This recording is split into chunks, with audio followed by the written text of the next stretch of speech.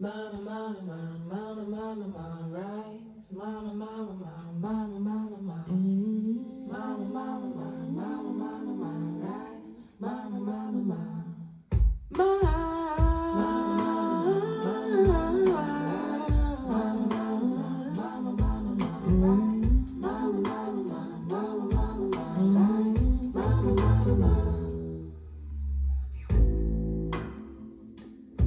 Ja si myslím, Peťo, že rozdiel, aj keď je kábel nový zo škatule, je zásadný. No. Ten zvuk je rýchlejší, černejšie pozadie, kontrabas mal lepšie kontúry, dozvuky hneď, pokoj išiel z hlasu väčší. No, je to pozoruhodné. Na to, že to je surový kábel, tak to je fakt, že fascinujúce, že klobúk dole. Takže ten,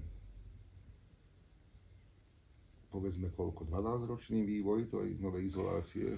No, pri napäťových kábloch, hej, pri ostatných to bolo 7 rokov a pri napäťových to bolo dokonca 12 rokov, tak to akože ten skok je úplne niekde inde. Stálo to za to, ten vývoj, naozaj je to pozoruhodná.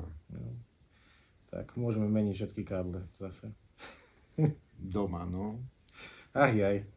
No dobre. Veruj. OK. Ale naozaj je to tak teraz.